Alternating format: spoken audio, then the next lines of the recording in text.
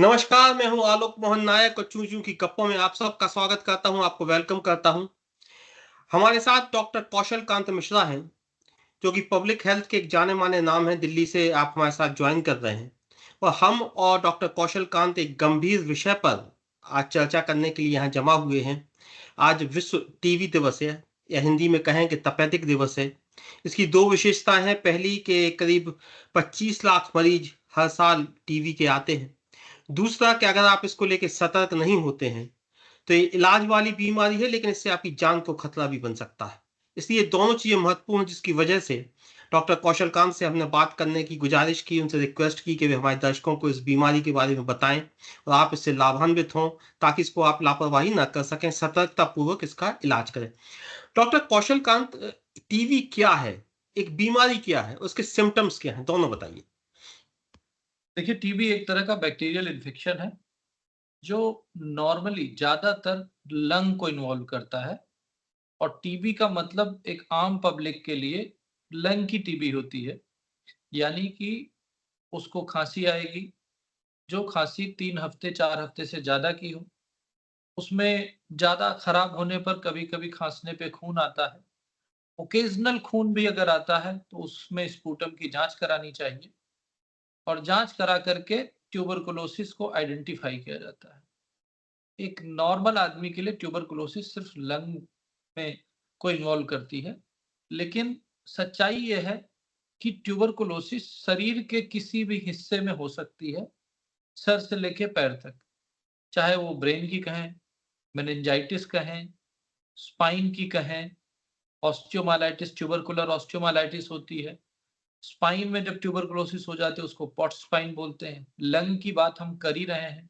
Abdominal tuberculosis होती है, skin में ट्यूबरकुलोसिस होती है।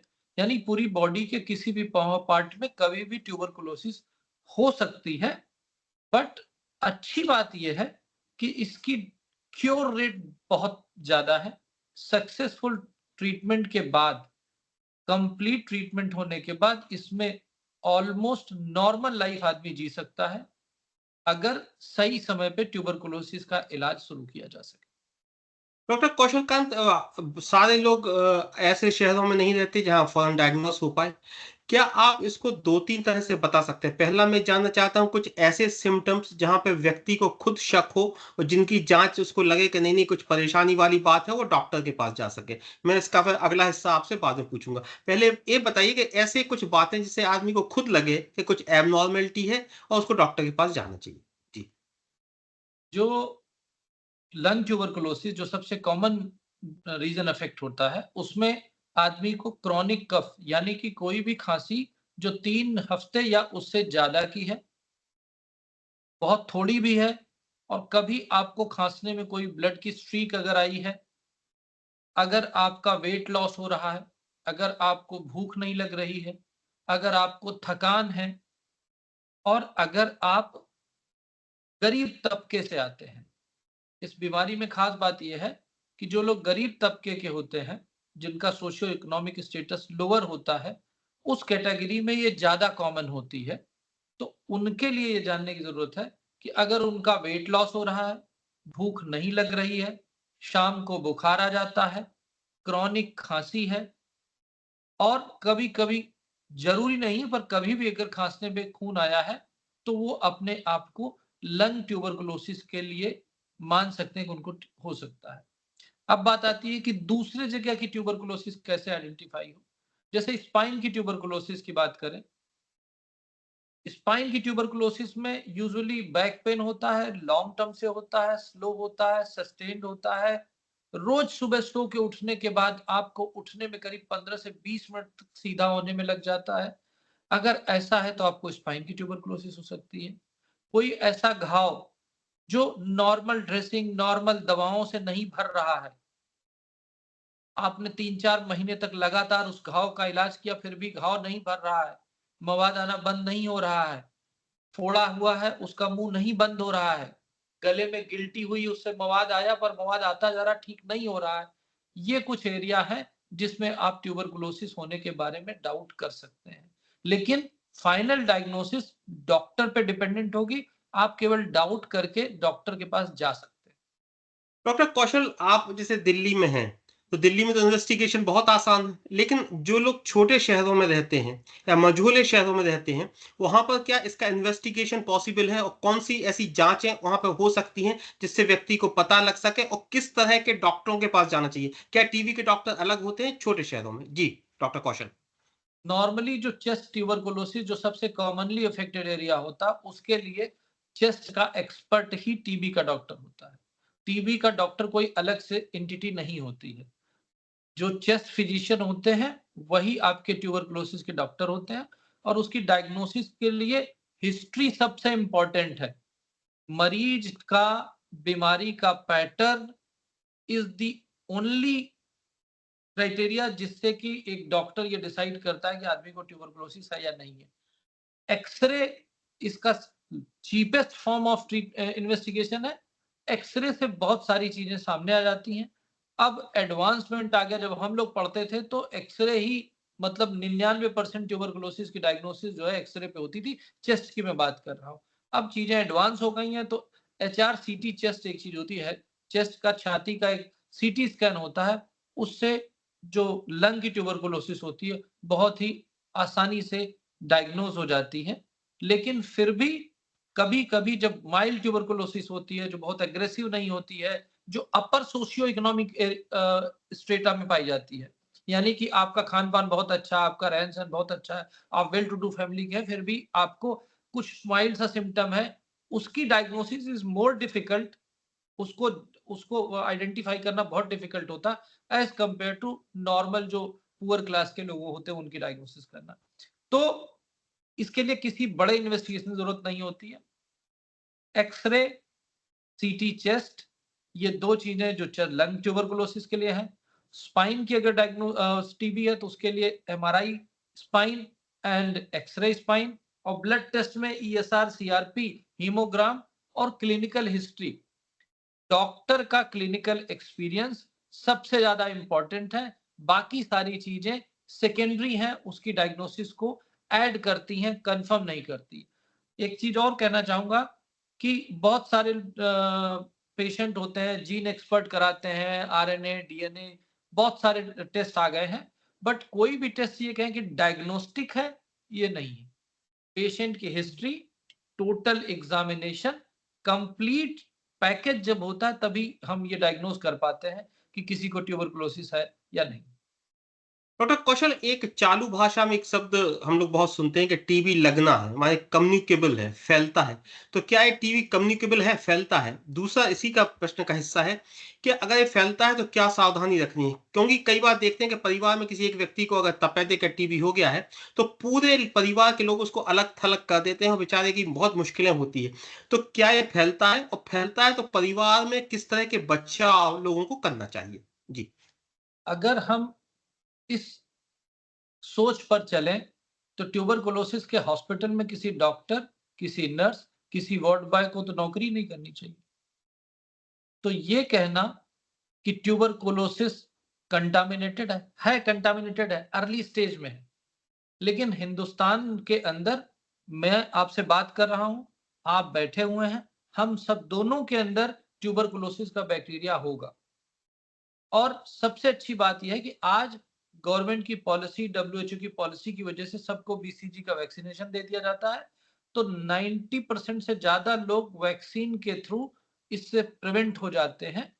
लेकिन फिर भी टीबी का जो मेन प्रॉब्लम है कि लंग टीबी, खांसने छींकने वाली टीबी, ये कम्युनिकेबल हो सकती है, लेकिन आपके घर में होगी नहीं होगी ये सामने वाले की इम्यूनिटी पे डेवलप करेगा, डिपेंड करेगा। जैसे मेरे घर में मान लीजिए मेरे किसी परिवारजन को टीबी हो गई, तो ऐसा नहीं कि मैं उसको अलग-छलग कर दूं। वो घर में रहेगा। हाँ, जिसको खांसी, जिसको डायग्नोज हो तो वो 6 हफ्ते के लिए अपने चेहरे पे मास्क लगा ले, पूरा घर मास्क ना लगाए, वो मरीज अपने चेहरे पे मास्क लगा ले अगर उसको लंग ट्यूबरकुलोसिस डायग्नोज है। लंग ट्यूबरकुलोसिस के अलावा brain tuberculosis, bone tuberculosis, spine tuberculosis, skin tuberculosis ये कम्युनिकेबल नहीं होती है। तो कुल मिला के मैं ये सिर्फ बताना चाहता हूं कि अगर कम्युनिकेबल के हिसाब से चलेंगे तो ट्यूबरकुलोसिस के अस्पताल में या डॉक्टर या नर्स या वार्ड बॉय फिर कैसे काम करेंगे? तो ये कम्युनिकेबल की कैटेगरी में अब नहीं है, पहले होती थी जब इन जनरल सभी का माल न्यूट्रिशन का स्टेटस बहुत ज्यादा हाई था सोसाइटी में। डॉक्टर कौशल, क्या इसका इलाज बहुत महंगा है और बहुत लंबा चलता है? नहीं जी, बिल्कुल बहुत ही सस्ता है और लंबा चलता है, ये बात सही है। सस्ता इसलिए कह रहा हूँ क्योंकि सरकारी अस्पताल में इसकी दवाएं फ्री में मिलती हैं। लंग ट्यूबरकुलोसिस के लिए डॉट्स का ट्रीटमेंट आया है, लेकिन अभी मेरा, चूंकि मैं लंग का एक्सपर्ट नहीं हूं, मैं बोन्स जॉइंट्स का एक्सपर्ट हूं, तो लंग ट्यूबरकुलोसिस का जो ट्रीटमेंट है वो 6 महीना मिनिमम टाइम है। 6 से 9 महीने का इलाज होता है और उस इलाज से 100% ऑलमोस्ट क्योरेबिलिटी है इसकी।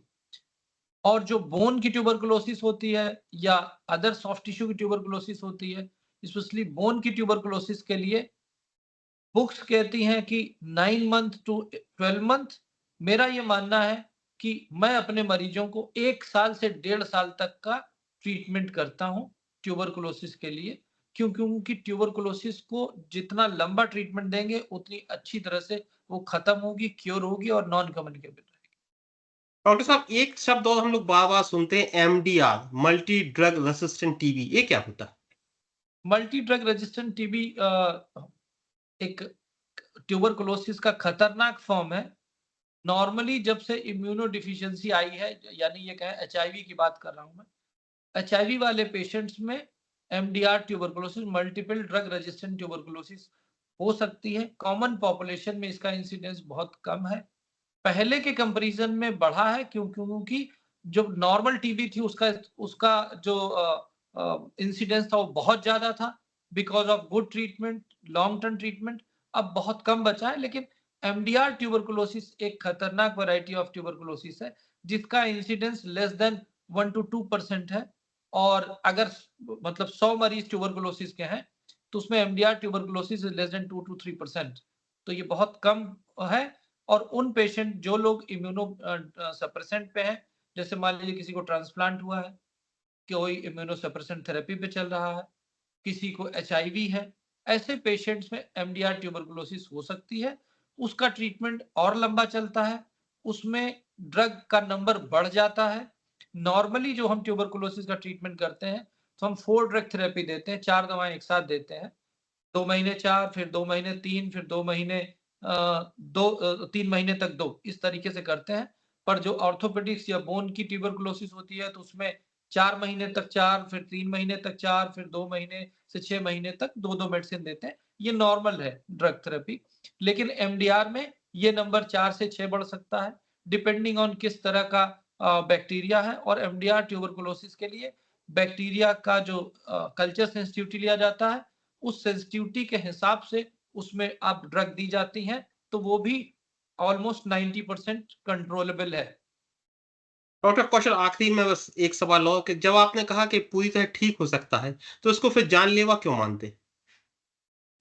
पहली चीज ये कि ट्यूबरकुलोसिस कोई भी बीमारी जानलेवा हो सकती है, ट्यूबरकुलोसिस ही नहीं, कोई भी बीमारी जानलेवा हो सकती है अगर उसका समय पर ट्रीटमेंट ना किया जाए, अगर उसका सही ट्रीटमेंट ना किया जाए। ये ट्यूबरकुलोसिस की बात नहीं कर रहा हूं, आप कोई भी बीमारी ले लीजिए, किसी को टाइफाइड हो जाए, ट्रीटमेंट प्रॉपर ना किया जाए तो जानलेवा हो सकता है। किसी को मलेरिया हो जाए, ट्रीटमेंट प्रॉपर ना किया जाए तो जानलेवा हो सकता है। किसी को क्रॉनिक कफ है, किसी भी बीमारी में अगर प्रॉपर ट्रीटमेंट डायग्नोसिस नहीं होगी तो वो जानलेवा हो सकता है। तो जो ये कहना कि ट्यूबरकुलोसिस जानलेवा, मैं उससे एग्री नहीं करता। क्योंकि एक्सट्रीम सिचुएशंस में जिसमें प्रॉपर ट्रीटमेंट नहीं हुआ है, प्रॉपर डायग्नोसिस नहीं बनी है, ऐसी सिचुएशन में भी जानलेवा की कैटेगरी में इसको नहीं रखूंगा।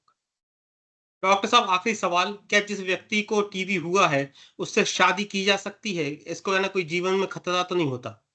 बहुत सारे लोग बताते नहीं है, लेकिन अगर आप अपने आस पड़ोस घर मोहल्ले में देखें तो हर मोहल्ले में आपको हर मतलब काफी सारे घरों में ट्यूबरकुलोसिस के पेशेंट्स मिल सकते हैं। अब कम हो गए, पहले मिल सकते थे। तो इसका शादी, रहना, खाना, इससे कोई रिश्ता नहीं है। और ट्यूबरकुलोसिस एक नॉर्मल इन्फेक्शन है जो किसी को भी हो सकता है, विद हाईएस्ट क्योरेबिलिटी।